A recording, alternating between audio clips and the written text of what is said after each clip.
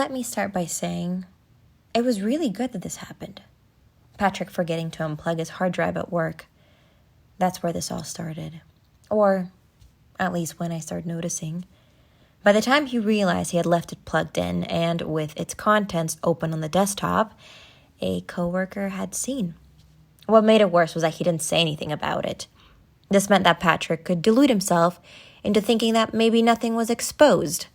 But naturally, that thought didn't stick, and instead he just stressed about the more likely conclusion that his very private information had met with unwelcome eyes. Of course, the real error wasn't even bringing that drive to work.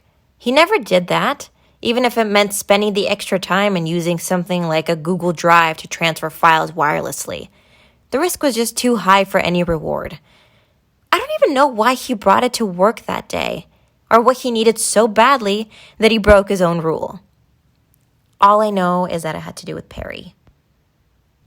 I know the issue you might be focused on right now is why he even has that drive.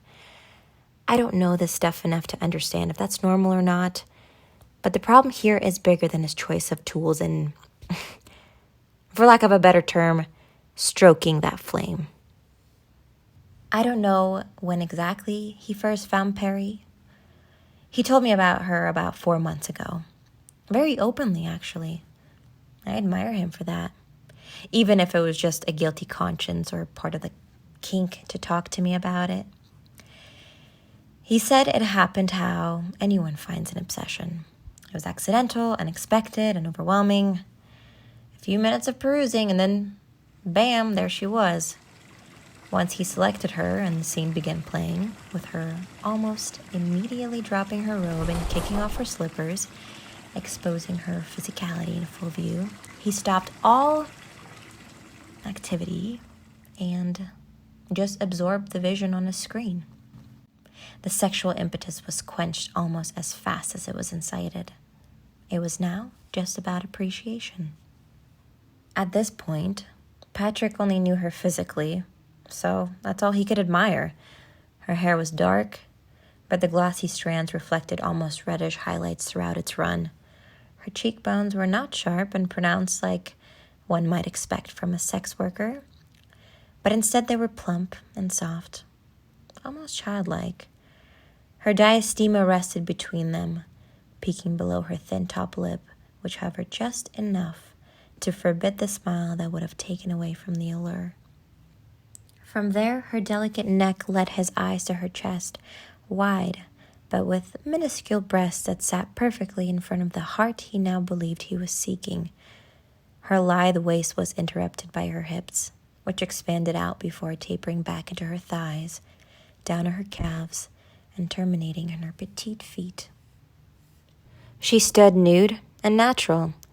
Of course, there had been no incisions to either reduce or augment anything about her, but even her face barely held any cosmetics, and she had forewent the industry-standard spray tan.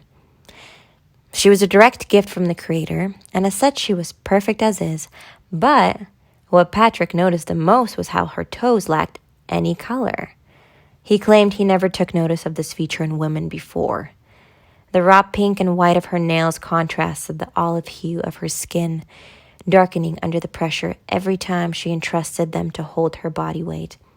It was pure divinity how graceful she could move on such bantam bases. Everything about Perrie was petite, but he said her feet were something else entirely. The word that popped into his head was darling.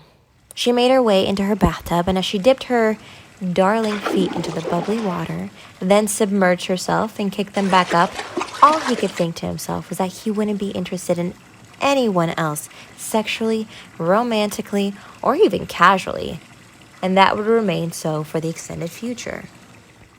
Understand, he definitely wasn't in love, but he wasn't getting the typical feeling that this stuff sparked in him.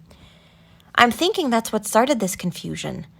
It was like when he was watching her, she was so encapsulating that she spun his emotional wheel, and it semi-randomly landed on love, and he just went with it. Was he lacking love at that time?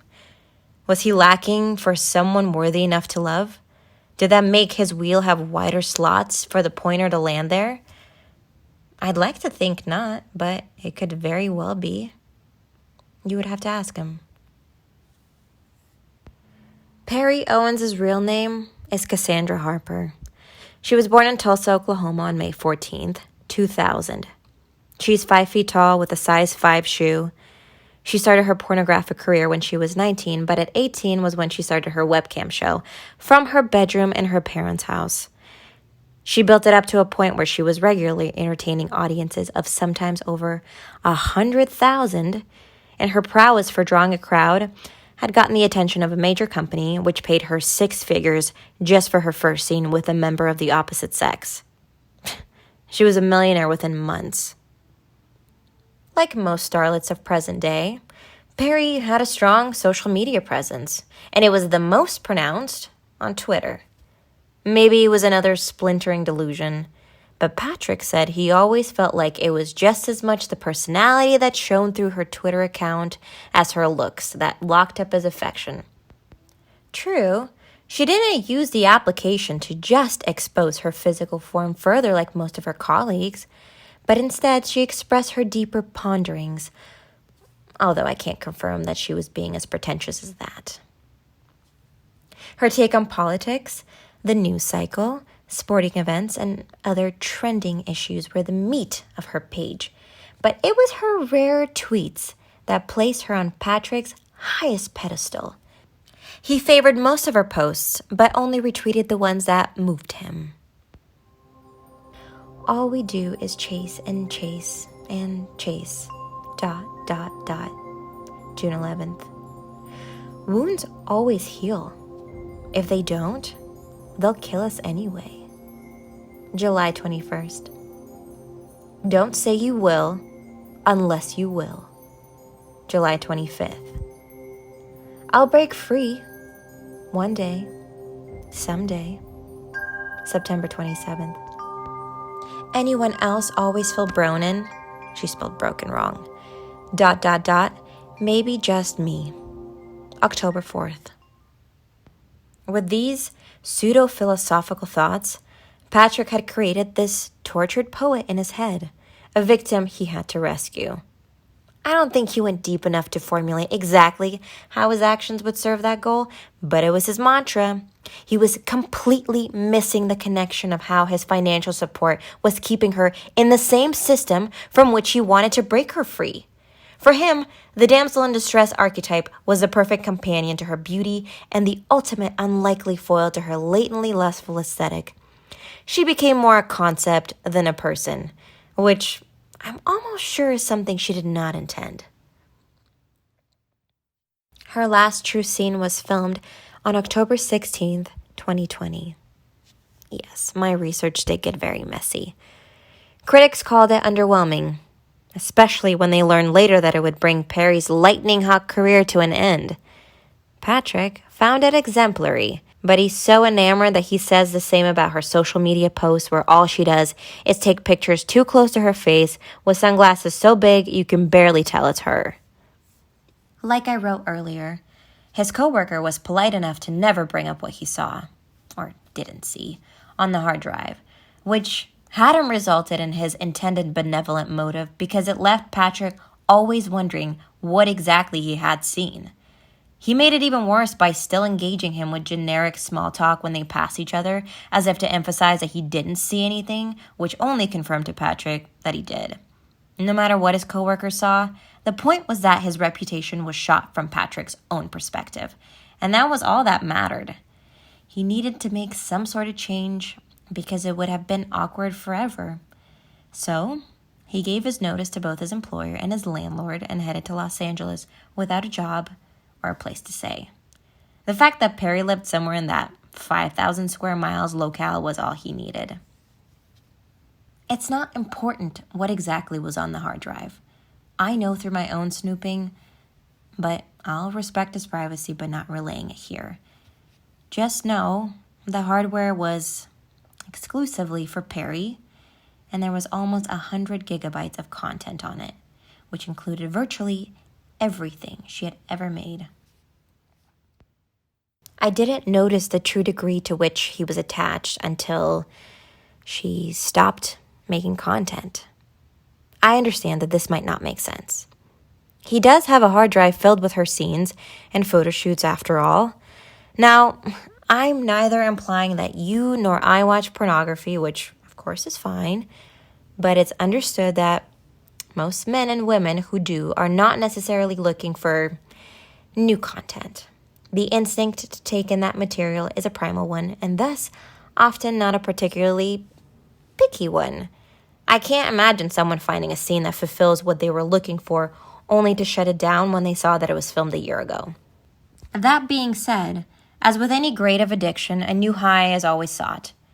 I hate the idea of calling this an addiction, though.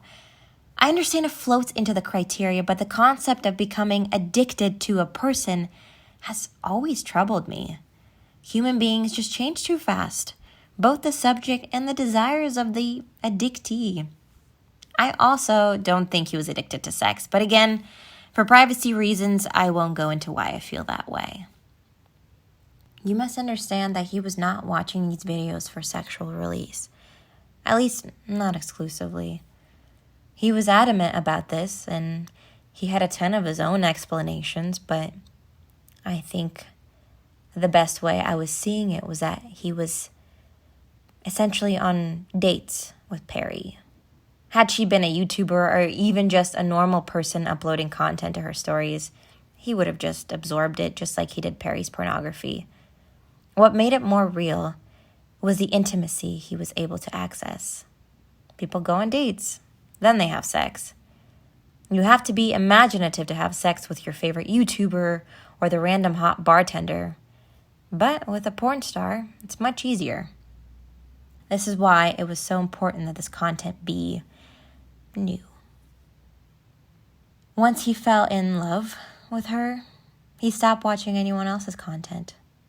Trust me, I still feel bad for violating his privacy, even though it will help him so much. It's kind of funny and oddly sweet, but I believe he saw supporting other sex workers in any way as cheating. Let's not get into the irony. Plus, I really feel he just lost interest in any other woman, as hard as that is to believe. He created a legitimate relationship, at least to him, and then when he was finally deprived of the means to keep it going, it was like she dumped him. As far as Patrick was concerned, he lost the love of his life. He's clinging to the 100 gigabytes of memories he has of her to cope. But thing is, even the memories aren't real. I hope you could see my concern and why I need your help. Funny enough, you're not actually the first person I'm reaching out to, but you should have been. I tried to contact Perrie too. Of course, I had no idea how to do that, and I certainly wasn't going to go on any site that showcased her work exclusively. My research never got that messy. I ended up finding her info on social media, and I just sent a direct message into her inbox and hope for the best. I didn't have much faith in receiving a response, since she hadn't been active on the profile in over 3 months, but I figured there was nothing to lose. She actually replied pretty quickly. I imagine she pulls a side living from her fans who probably just send her money if she asks. Anyway, nothing came of it. I asked her if she was done with her performing career, and I never heard back. Considering these people are like any other entertainer and need a strong fan base to survive, I took her shun as a sign that she would not follow in Michael Jordan's footsteps and that her final bow was indeed final. I didn't tell Patrick, of course. He's been virtually silent as he's come to realize the finality of his illusion. In the same way, I'm realizing the finality of my ability to help him. He won't go any further with me because of the shame, and I've realized now that I need a boundary as well. The course I've taken has already been very much of a violation of his trust, and by proxy, our relationship. I've stopped since, but the last time I checked his history, he hadn't looked at anything outside of her Twitter and Instagram in weeks. I love Patrick very much, and I would do anything to remain in his life. That should be obvious since I left a practice where I had someone as brilliant and accomplished as you as a mentor, even though he never explicitly asked me to go with him. The conflict is that I also have a responsibility to do what's best for him. Of course, I don't expect you to just pick him up as a client or get on a plane over here immediately. I don't expect anything, really. I just figured I needed to reach out to you because of your experience, and maybe you would have an answer. Please let me know if I'm out of line. Our job is one that thrives on the uncomfortable, and we can't help but take that home. I remember when you told me this. My first thought was how afraid that statement made me. I loved the field, but I didn't want to get caged into a life of constantly analyzing everyone around me. It's always been a battle to relax those instincts around my loved ones and non-clients in general. And it's only becoming harder. And now I'm here. I don't blame Perrie Owens, of course. And I don't even blame Patrick.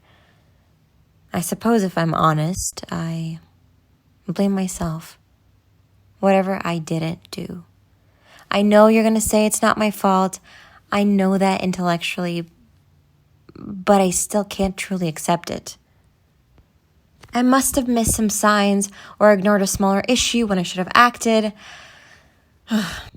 Anyway, it lies. I can't improve on the next issue if I don't see where I went wrong on this one. I made my vows, and I intend to honor them. I promised to serve my husband any way I could, and outside of this slip, he's done the same to the highest order when it came to serving me. I have no idea how to convince him that he fell in love with essentially a grouping of pixels, and the concept that he invented was never anything near real. How do I tell him I'm right here, every day, every night? He can feel me, he can see me, he can talk to me, and I'll talk back. He thinks he lost her, but the issue is that he never had her. Just like the millions of other men who've supported her, she was nothing more than a distraction, a tool to work out a baser instinct in a safe, harmless, and impermanent way. I have to believe most of them realize this. But why not Patrick? Was he actively seeking something unreal, subconsciously? Why would he want that? He can fire up his hard drive and reanimate those pixels anytime. He still does that often enough. Sure, the thrill of the new is gone, but she'll always be there. He can actually lose me. Is that what he wants? I love Patrick, and I would do anything to keep him. Just tell me what to do.